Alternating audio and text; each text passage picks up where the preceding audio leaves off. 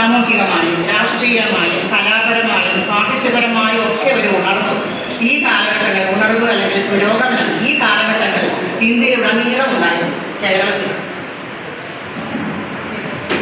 ഒരു സംസ്കാരവും സ്വന്തമായ ഒരു സ്വത്തുള്ള സംസ്കാരമല്ല. പല സംസ്കാരങ്ങളിൽ നിന്നും ഉരുത്തിരിഞ്ഞു വന്ന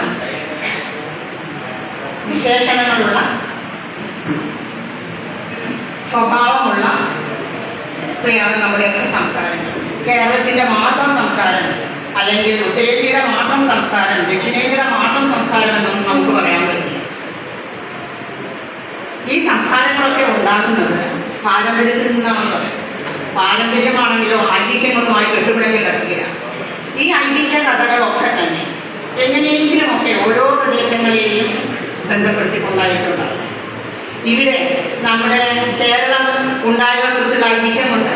പരശുരാമൻ മഴുവെറിഞ്ഞ് കടലിനെ പേടിപ്പിച്ച് വരുണനെ പേടിപ്പിച്ച് നേടിയെടുത്തതാണ് എന്നുള്ള എന്ന ഐതിഹ്യകഥ.